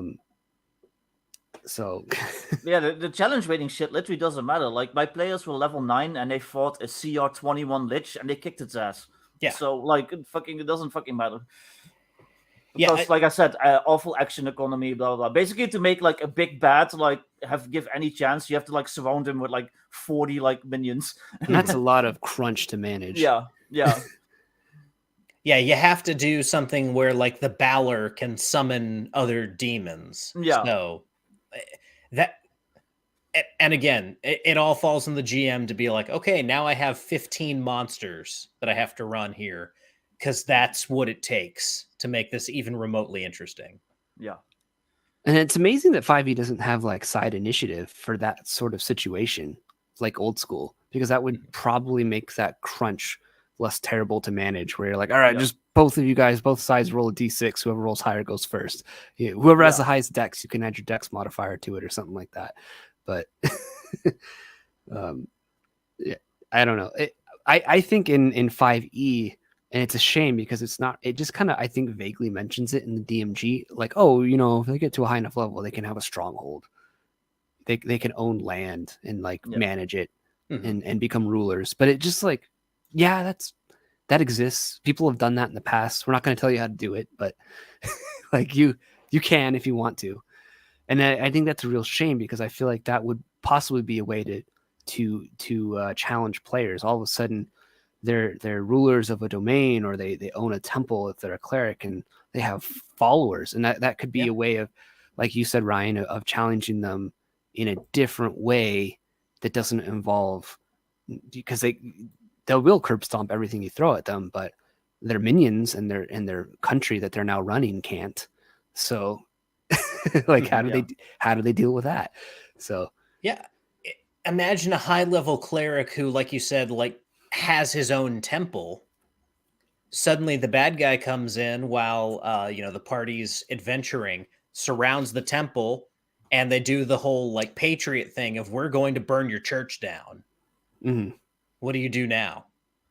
Because you can come over here and kill us, but can you kill all of us before someone drops the torch on your church? Yeah. Which two, Cal? He's not going to tell us. He's going to make us guess. Come on, Cal. I know which ones he appreciates. It's you guys, because you guys are the real MVPs here. So let me see here. L's question here. So even with more XP, you feel 5e doesn't give you advancement, as the XP and level is hollow and empty reward, as you risked nothing. I'm not quite sure I understand. I mean, I think if you were to play 5e raw, it could probably be kind of fun, and it could probably be challenging for players at certain points. I just have no desire to do that. Cal said something, Cal staff has said something interesting back here. Let me see if I could find it. He said, and this is the point I came to. All the changes I needed to make in order to make 5e fun is more work than it's worth. I'd just play AD&D. That's what I realized. I was like, I was hacking. I still kind of want to do it. I'm probably still going to do it. I want to update Crypts and Serpents, but I wanted to, like, I realized I was like, I'm just making this BX. Yeah. Like, I could just play BX, but I think there is something maybe to giving optional rules to 5e players to make the game closer to old school. Because I don't know, Vic, like you've dealt with this too. I'm sure we've all dealt with this, where we've talked to people and they refuse to play anything other than 5e. Yeah, pretty much. So if you're able to maybe get their toes wet with something that is has the 5e label on it, but isn't vanilla 5e, and it makes changes and attempts to fix things that are problems, could be good. Like I always suggest people to try out Adventures in Middle Earth, because like even if you strip out the Tolkien from it, you still have a really good low magic 5e game that it could be quite a bit more fun than I think vanilla 5e. So well, people even balk at the idea of like using some of the optional rules, like gritty damage and stuff like that, or like where a long rest is a week instead of like a day. They're like, oh, but then I have to like, I use my ability that requires a long rest to recharge, and I have to like wait a week. Yeah, because that ability is really powerful too. So yeah. Let's see here. That kind of goes with. Let's look at good advancement. Let's try and get through this. We still got time, but let's try and do this here. So early levels are hard to survive without intelligent play. We've kind of touched on that a little bit, where like that's what OSR does really well and is designed to do is teach players through kind of harsh punishment, maybe to modern sensibilities. You got to play smart, and sometimes like even when you play smart, it's not good enough. So it's about learning how to use your brain and your character sheet to essentially survive the levels where almost everything can kill you, where Stiff Breeze can kill you if you're a like 1 hit point wizard. Once you get past that, that's really, that's where the game begins. And I feel like that's that's what early levels are. It's your tutorial. It's a harsh tutorial. It's not, your standard, here we're going to slow down so that you can hit the button at the right time just to see how it's throwing you into the deep end here. Like like the early levels of Dark Souls do. But it's ultimately to teach you how to play. Yeah. Yeah.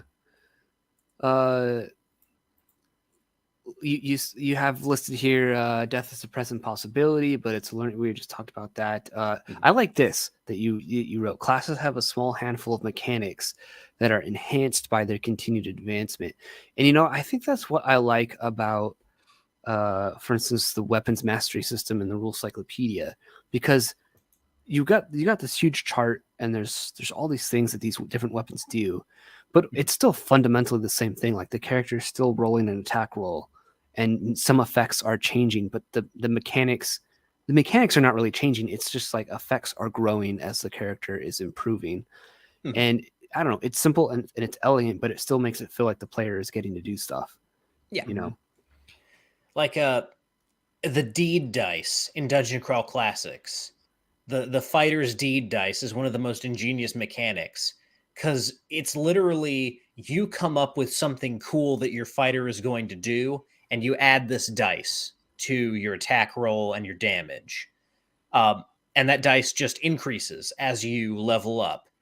You get that at first level, but you just get better and better at using it. So where, kicking dust in your opponent's eyes and then slashing them low would yield you this much damage at first level. Now it yields you all this extra damage as you get better at learning how to, exploit those weaknesses. So, mechanics like that are cool. And I find it a lot better of advancement than, oh, now suddenly you've learned how to trip people, or now suddenly you've learned that when the dragon breathes fire, you can dodge that shit. Yeah. Or, however it's presented in 5e, just like, oh yeah, now I can do this thing that, maybe logically I should have been able to do all along. It's not about, learning to do new things. It's about learning to do what you do better. When I write my 5e subclasses, obviously there's going to be a lot of like, oh, all of a sudden you can do this. But I also try to include a lot of abilities that are basically improvements of previous abilities. Because I also like that progression where like, oh yeah, now I'm just like better at this thing that I could already do at level 1. Well, I think 5e has this progression. It has its feats. You get ability score improvements. There's a lot of well, let's look at the cleric, for example, in 5e. I know that like you get turn undead at the start, and then at 5th level, I think you get to destroy undead ability, Yeah. and that's based on CR. And then as you level up, that the CR that you affect gets bigger and bigger and bigger. So it's a similar thing. I just think the problem is that it has that good, like these are the same mechanics and they're getting better and better and better, but it's starting, the improvement is already starting at such a high level from like level 1, because you're already so super heroic that it's hard to, that's what you top out real quick. It makes it hard for the DM because it's hard to challenge you at a certain point because you're already starting at mid to high tier, and then it's not that far to go to get to the top. So if it started lower and had all those same mechanics, it would be more ideal, I think. But like I was talking to what weapon mastery, our fighter in our group, he's dual wielding swords, and he has this ability. He has a short sword and a long sword in one hand, and he has the ability now to like he can force one opponent to have like a -2 penalty, or increases his AC against that opponent by 2. He can parry, so he can roll a save versus death ray in order to avoid damage. If he makes the save, then like that attack misses, and he can do it like, I don't remember how many times, but I don't know. You get cool stuff like that, and it's taking mechanics that are already in the game and applying them in cool, interesting ways. And it makes the player, it does make the player feel powerful. Like it's really cool to watch him go from he got his ass kicked fighting a couple bandits to like all of a sudden he's in the midst of goblins, like flinging his swords around, lopping heads off and stuff like that. It's cool. Yeah, absolutely. And that's the power fantasy. That's the power fantasy we should be chasing, where, you can look back and say, in a previous time, this fight would have kicked my ass, but now, basically, I'm just, able to mow over these people, and this is cool now. Yeah. But I think that progression in the OSR, what makes it fun for me, and maybe newer gamers could learn from this, is that there's, like I said, still stuff that's deadly to players. Save versus poison or die, from certain monsters. Paralysis is like nasty. I think ghouls in older editions do 2d8 turns, which is a long time. That's like potentially 80 minutes of paralysis. So Yeah. as opposed to like 5e's 1 minute, which I get that 1 minute is a long time in combat. Like a lot could happen to you in that 1 minute. But now, like for instance, our dwarf got paralyzed in our campaign, and so he's paralyzed for like 80 minutes, or I think it was like 60 minutes, and so they have to like, he's just paralyzed, so he's just this dwarf, and they have to like carry him out of the dungeon after they fought the ghouls because he can't do anything for a very long time. And meanwhile, I'm doing random encounter checks, and they're like, oh god, oh no. Yeah. But to me, that's fun, and I think like they're going, oh god, oh no, but they're having improvised fun, weapon with the dwarf. yeah, but they're having fun though, so yeah.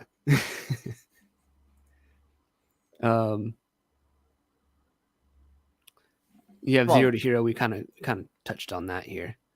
Kentucky Rex says the death save tables are much more rewarding than flat CR checks. The saves are affected by level improvement. So are CR though, because like the CR might stay level 10, but like level 10 might be harder to roll at level 1 than it is at level 5, Yeah. So I think, I don't know, ultimately to me it's the same thing. It's just a different way of doing it. Let's see. Let's, to the end here, let's talk about, you have it here, why is advancement ignored? Try and get through all these things you wanted to talk about here. So you have laziness. It takes work to continuously evolve your game to accommodate the challenge and challenge more powerful characters. I think it depends on what game you're playing, because for instance, like Rule Cyclopedia gives you option. The basic expert companion immortal rule set is there to explicitly guide you in challenging your players from 0 to deity. It holds your hand as a DM, like you can do this, and then when they get to this tier of play, you're going to do this, and when they get to this tier of play, you're going to do this. So unfortunately, I think 5e is severely lacking in that, and a lot of modern games are lacking that, because I think the most popular thing about D&D is the dungeon crawl, is the going in and the one-on-one combat with monsters. But we forget that the hobby was so much more than that. Like there was mass combat often thrown in, like Rule Cyclopedia has mass combat rules. There was stronghold management. There's all these things that players could do, and we oftentimes don't utilize them. I think partly laziness, partly because some of us don't know that these things exist. And some of the laziness does come from what I mentioned earlier of GMs going, I don't want to think of other ways besides throwing more and more monsters at these people, or I don't know of any way that I could do it besides throwing more and more monsters. And again, it's not every GM that does this, but there's certainly GMs who are just like, why bother? Just everyone stays at low level. It's easier that way. Yeah, I mean, I used to do that with my 5e games. It was like they'd get to level 10, and I wouldn't even do the higher tier play. I wouldn't do stronghold play because I didn't know how to do it at the time. And I would just be like, all right, we're done. This campaign's done. Your characters are retired. They're epic heroes. Because I didn't like the level 11 and beyond play. I did not enjoy it. I did not like it. I didn't want to use it. So it was just like, let's go back to the beginning with new characters, which for sure could be fun, but looking back, it's like, well, I missed out on a lot that even in 5e that I could have done if I'd known a little bit more. To me, it wasn't necessarily, I think if I had known all these other things, I probably would have attempted them. I wasn't lazy. I was ignorant. So, which is not good either, but but yeah.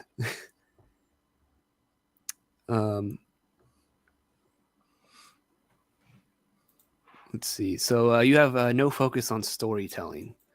Yeah, this one comes down to just like how different people prefer to play the game. If you Mhm. don't like, dealing with political intrigue or the goings on in the kingdom that you're adventuring in, and you're perfectly happy just going dungeon to dungeon to dungeon, then more power to you. But I think a lot of people will eventually, or even not so eventually, get bored with that and want to see something beyond, oh, we're going through another cave, we're going through another temple. Uh, why? What's going on? Why are we continuously doing that? Yeah. And so, I think GMs that don't want to explore that aspect are kind of doing their players a disservice, unless, again, the players are like, no, let's keep doing this. Yeah. That's why I like mission-oriented play, where the players are working for like an organization that tells them to do shit. Because then you can tie that dungeon crawl into like something political or something like something bigger that's going on in the world. It's not just like we're going in here for treasure. It's like no, you're going in there to get the magical artifact that we need to do this thing, which leads into that thing, and blah blah blah. Yeah. You have short form gaming, one shots, handful of sessions, not able to put together a campaign. I mean, these are all like dungeon master, game master facing things. Like, what are your guys' opinions on one shots? I don't necessarily have an opinion one way or another on one shots. I've run them in the past. I think they can be fun, especially depending on the game. Like Call of Cthulhu one shots can be lots of fun. Traveler one shots can be lots of fun. Even D&D one shots can be fun. But there are people that are just like they just only do one shots. I like one shots as an introduction to a system, or like something at a convention. Obviously, you can't play a campaign at a convention, but beyond that, like in your home games, if all you're doing is just we're going to play one off of this, one off of that, at a certain point there needs to be some kind of like continuity or continuation to things, at least at my table. That's what I believe, and that's how I like to run things. um I don't like limited gaming, and I like to set things up as if this is going to be a campaign, and we're going to be doing this for a while. So I hope you guys are happy with your characters and everything, because this is what you got. Unless those characters die, and then we'll roll up new characters. But this is what we're doing now.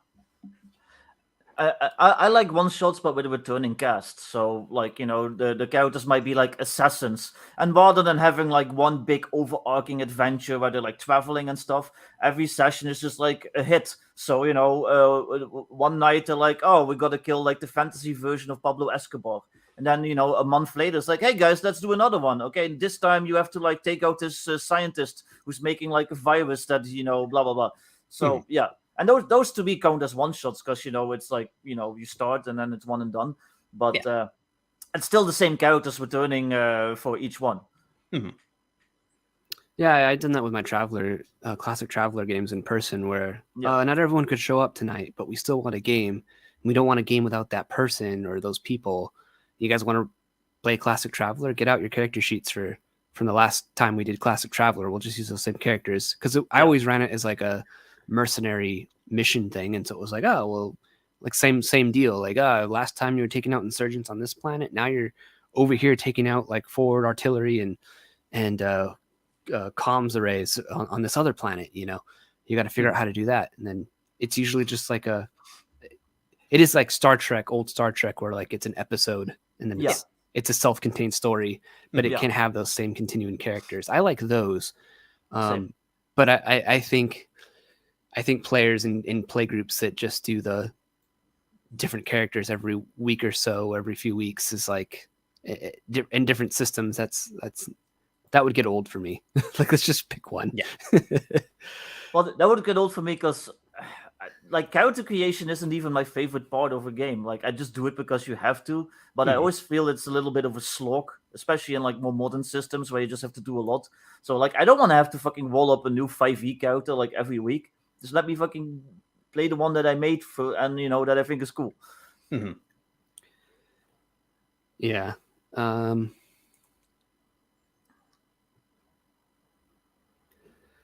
Not much support for high level play. This kind of goes back, I think, to modern games like 5e, where they just sort of offhand mention, which is just to me like such a travesty, unfair to play groups and DMs and players that they essentially have to go to drive through RPG and get like older editions of the game in order to get rules for like good stronghold and domain play, because 5e just doesn't want to give it to them.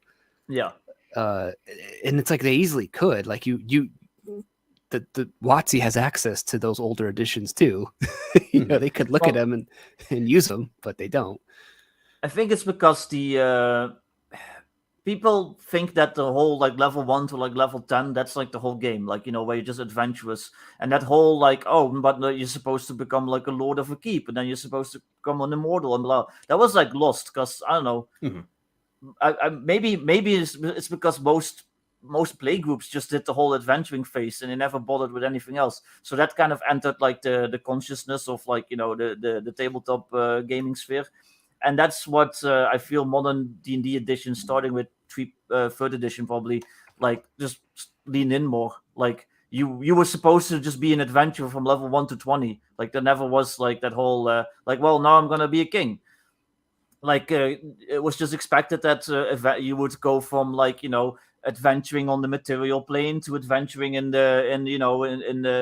some of the other planes. And then you're punching gods in the face, but you're still an adventurer, if you know what I mean. Yeah. And a lot of it becomes a self-fulfilling prophecy. Like there was that market research that WotC did a while back that said, most campaigns are level 1 to level 10. And so they're like, all right, we don't need to make anything beyond level 10. And then that just continues to fulfill itself. GMs that run out of modules don't have any modules to run beyond level 10. So all games continue to go 1 to 10 because that's all anyone wants to make anything for. Yeah. So, I think it is going to take people like Alex McCrease or whoever wants to take up the banner and be like, no, there's something beyond level 10. It's going to change the game. But, this is content for those of you who don't have time or don't have the inkling to create your own worlds. Here's content for you for beyond, those first few levels and transitioning into one of the other tiers of play at this point. And once you provide that, I think more people are going to look towards, hey, let's try this. It's available now. Let's see what this is all about and see if this can help us kind of continue the party here. Oh, I don't think TBE wants to hear me go off on modules again. Well, I like modules. I'm fine with modules. I usually always take modules, and even if I don't run them as is, I steal from them. But that's a different topic. Calstaff says, Victor, there's a reason BX only went to 14th level. I mean, originally, Basic only went to like 3rd, I think. And they got the subsequent expansions. And originally Basic was designed to be an introduction into AD&D. Obviously, that didn't pan out, but I believe that was the original intent, along with finding a way to give Arneson royalties without giving him royalties to AD&D. I just think that most people enjoy the adventuring phase the most, and that's kind of what D&D became known for the most. So that's kind of what, like I said, the modern editions leaned into, rather than the original backme progression.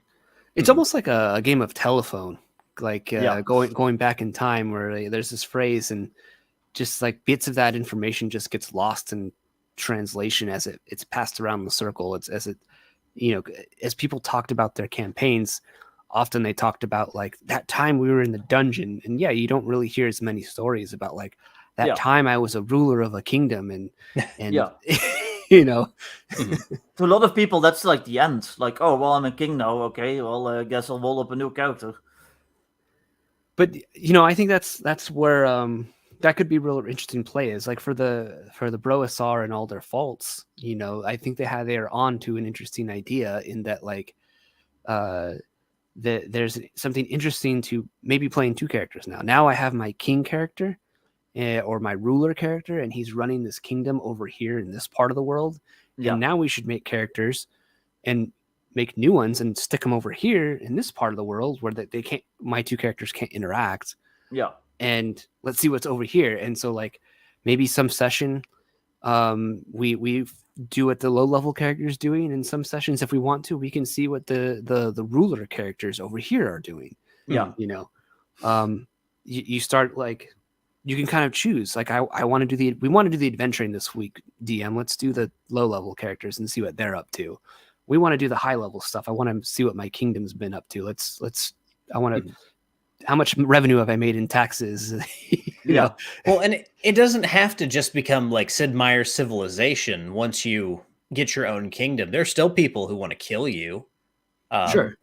Especially if you earned your kingdom with a sword, there's going to be people who you stepped on to get there, and you might have to deal with those people. Yeah, your keep might get they might pull a siege on your keep, and then you're like literally just like in the throne room, like fighting like some scary knights that want to kill you. Yeah. So, yeah.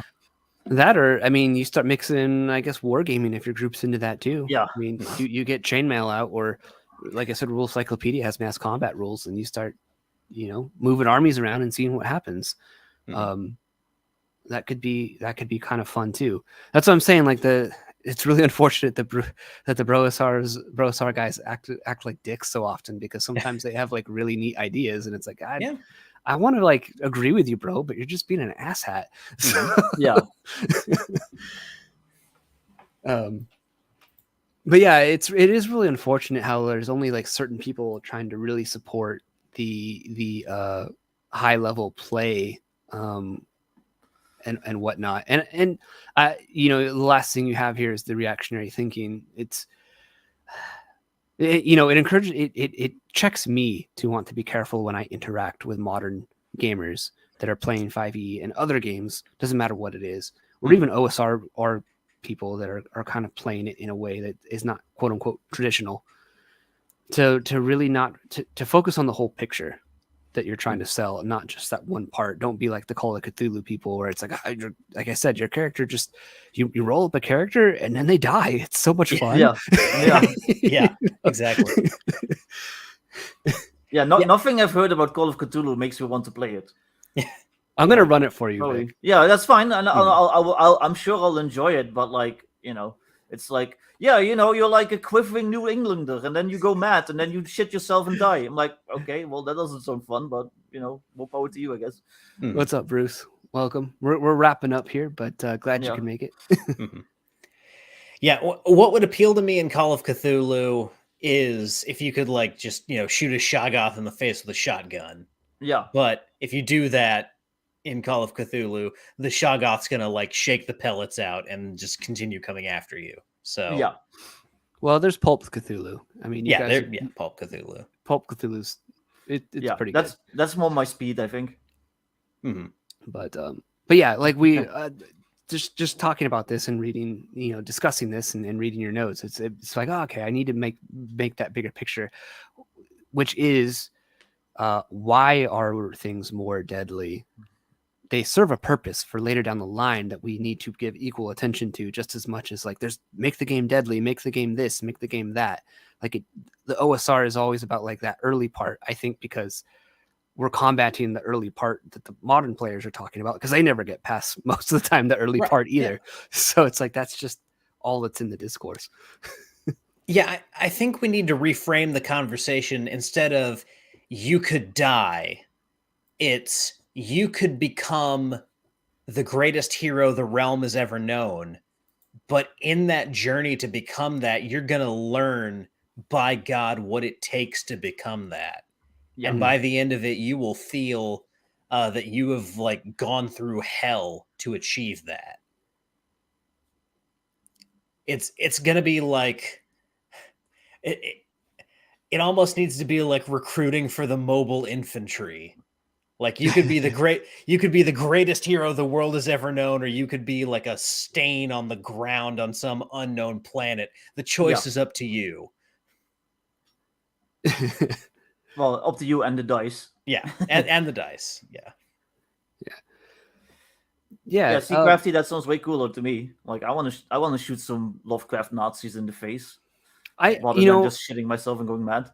I think though, Vic, I think that you would love like regular just Lovecraft Call of Cthulhu. I do think that you would. I would enjoy it, but more as one shots rather than like a continuing campaign. Because like that would, if I had to like do that weekly, that would get very tiresome to me. But if it's like once a month, I'm just like I'm like some guy from Boston who's just like investigating some mysteries. Yeah, I think that would be fun. Well, I mean, some of the backgrounds you can be like, because people don't really talk about that. Is like you could be an investigator, you could be a police officer, you could be like a World War I vet, who's seen some shit. And so you're not racist. I mean, there's all these different, more interesting things you could be instead of just like I'm a dock worker. Opened the wrong crate at the docks. Like, I mean, you could totally do that, but honestly, like I'd rather play like a dock worker or a cabbie that just kind of stumbled on some random scary shit than like, oh, I'm a professor. Yeah, I've done the professor game though. But I ran it as like a slasher film style, like they're being hunted by some Mesopotamian sorcerer that was resurrected. So I had a character in a Cthulhu type setting who was like a doctor, and he was like what's it called, a pathologist for like the city. So like the whole dealing with corpses stuff. But he knew of the existence of like the mythos.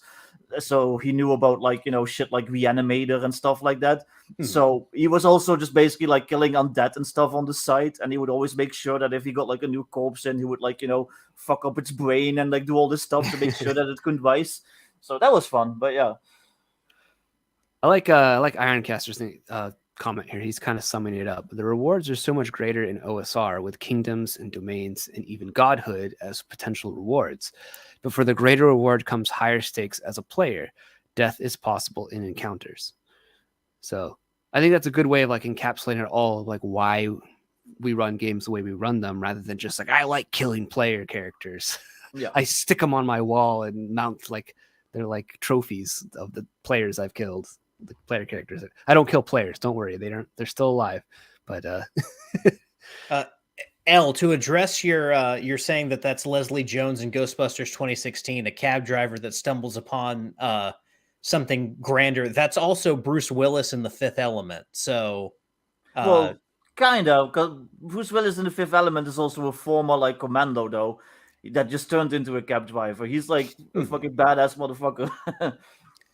Yeah. You don't just have to condemn me to wanting to play Leslie Jones though. Give me a little bit more credit than that, L. Come on. What's his face? Is it Winston, the black guy from the first? Winston Zedmore. If there's a steady paycheck involved. Yeah, I think he counts too, because he's not a scientist. He's not a Ghostbuster. He's literally just a guy that responding to like the ad for a job. Yeah, he's just a regular blue collar guy who just becomes a Ghostbuster. So I think he counts, and he's much cooler. So yeah. Mm-hmm. Apparently, Crafty made the same point as me. Well, I mean, that concept here with Leslie Jones, like it's not that concept that makes the movie eye-rolling and bad. L, it was everything else about that movie. That is like the least offensive thing that occurred in that film.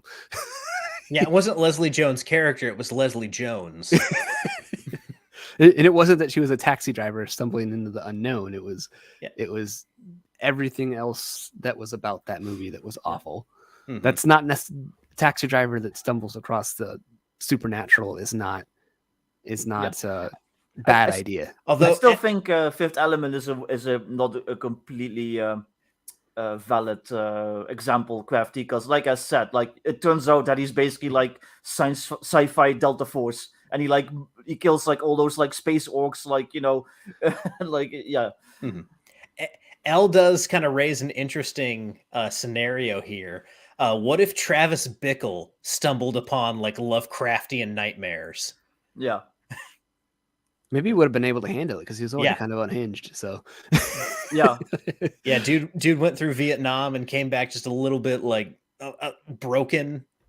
And you see the way that he reacts to like his environment. Travis Bickle stumbling upon the supernatural is that would be an interesting story. Big Trouble in Little China here from Malachi is a good example. I think. That's a good example. Just a truck driver. He's just a truck driver. He's actually pretty inept do the whole Yeah, movie. yeah. He's like he spends like the last like fight like pretty much like unconscious because he shoots into the ceiling and the stone falls onto his head. Yeah. All right. Well, we're getting towards the end here. I guess like last bit of advice or on this subject, if there's any like last words that we want to have for this, we'll let Ryan go first since he's the guest here. Not to put you on the spot, but Yeah, so I guess what I would kind of end this conversation with is one, we need to think about how we are framing our ideas when we're going out into the world to like spread them around. And we need to really emphasize the fact that, yes, you're going to start at the bottom, but then you're going to reach the top or you're going to die trying. And that's kind of like the essence of the hero's journey is you're going to scrap your way to the top or you're going to end up dead. And along with that, the game needs to support that structure of as you get more powerful, the challenges scale with you and change, the game changes, and it all builds towards your players ascending to where fate or, good fortune has them headed. So that's what I want to leave people with as we kind of close this out. Vic, do you got anything? No, I think you guys covered pretty much everything. Yeah, I agree with it too. We need to encompass all of the positives in it, like the death, the deadly encounters, and the deadly nature of OSR games and older games in general serves a greater purpose that we need to also emphasize just as much. It's the this and that sort of mentality that needs to be, that I've been guilty of not doing very, very well at explaining myself. So I'm grateful for this conversation to kind of figure that out, because we talked a little bit about 5e, a lot about 5e in other modern games, and I do think that there is a mentality that is OSR nature that could be brought into 5e if you really wanted to, and if you really tried, and if you had a group of players willing to go along that ride with you for some reason. If they're unwilling to do 5e but they're willing to take that mentality, you could do it and it would still work, I think. I can't speak to how well these ideas would port over to Thirsty Sword lesbians, though. So your mileage may vary there if that's your game of choice. Yeah, well, I don't really it's barely a game. It's a good point. Is there anything you're doing coming forward, Ryan, like that you want to talk about, or anything upcoming? Yeah, so next week on Rollin' Bones, which will be Tuesday nights at 8 p.m. Central, over on my YouTube channel. Next Tuesday, I'll have RPG Elite on. So me and Servant of Shiloh are going to be having a conversation. I think most of it's going to be focused on faith and role-playing. We're also going to talk about RPG Elite philosophy, though, because he's another one of those guys who's made me kind of refocus on what I actually value in role-playing and what I'm looking for when I, go to the table. So we're going to be talking a lot about faith, and we're going to be talking a lot about RPG Elite philosophy. In December, I'll bring this up now and announce this officially for everyone. Our own basic expert here is going to be coming back on Rollin' Bones. I am calling this episode the Rollin' Bones Star Wars Holiday Special. And he and I are going to have a small, kind of friendly debate. It's not a real debate because I don't really hold the position that I'll be defending. But John will be bringing forward the idea that West End Games Star Wars D6 is the best Star Wars role-playing experience. And I will be trying to counter that with Saga Edition, D20 Star Wars. So we'll be talking all about the differences there and probably ultimately coming to the conclusion that you need to buy West End Games Star Wars. But we'll be talking all about Star Wars gaming. Just do a 5e Star Wars. Yeah, there's 5e Star Wars too. I know the guys who work on that. It's completely free. Yeah. Or Ironcaster's talking about FFG Star Wars system. Yeah. I've never even attempted. I've not. I got people got mad at me on Twitter because I was like, I don't want to play that game. I skipped through it, and special dice just are instant nopes for me. Custom dice. So they got mad at me for saying that. I'm like, what? I skimmed through the book. I read it and realized it wasn't for me, but whatever. I think our conversation will be a good friendly conversation and probably more of a compare and contrast, because I actually never played Saga. So I'm actually interested to hear about it. So I need to get on sometime again once I'm closer to finishing this piece of shit over here, and we can talk about modern settings again. But Elle asked me something. Speaking of the Kickstarter, I didn't get any pledges at all today. Probably, I'm hoping because it's close to Thanksgiving, people are keeping their money in the pocket to buy big turkeys and stuff like that. But we'll see. I'm still like 9 days away, so I'm hopefully I'll have like that last minute rush to get me to at least the 5,000 euros that I need. But yeah, well, we shall see. Yeah, if you haven't supported his thing, like get out there and do it. And if you have social media, help Vic out, retweet it. Yeah, I would appreciate it. And Bruce, I've never actually met or interacted with Shauner, so we are not related, as far as I know. I've had Shauner on. He's all right. He's always been nice to me. So yeah. He can be grumpy, but he's all right in my book. Well, I got nothing really different to report on my end of what I'm doing. I'm going to try and do it's probably not going to have a video this week for Thursday, but we'll see, because it's Thanksgiving. But after that, I don't know. It's always up in the air for me. Cowpunchers has not made any real progress, unfortunately. I'm like at 110 pages now. So, I was like at 100 like 2 weeks ago. So I've done like 10 pages. I don't know if that's good or bad, but I'm in the same boat with my OSR Cyberpunk thing. I did like an hour of work today, and that's like probably the most I've done in like 2 weeks. So, yeah, I don't know. Sometimes you go as a creator, you go through these phases where you're like, I don't feel like doing it. Yeah.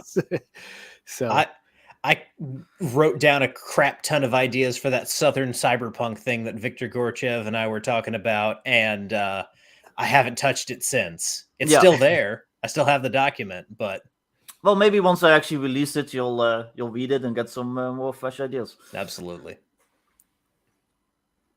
All right. Well, I think with that, we'll close this out. Everyone, go check out Vic's Kickstarter. Please subscribe to his channel. Subscribe to Ryan's channel if you're not already subscribed.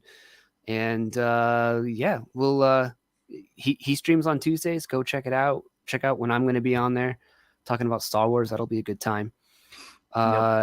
And I look forward to next week. I don't know what we're talking about or who we're talking to, as it is most of the time, but it'll probably be fun, I hope.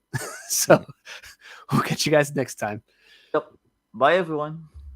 Bye.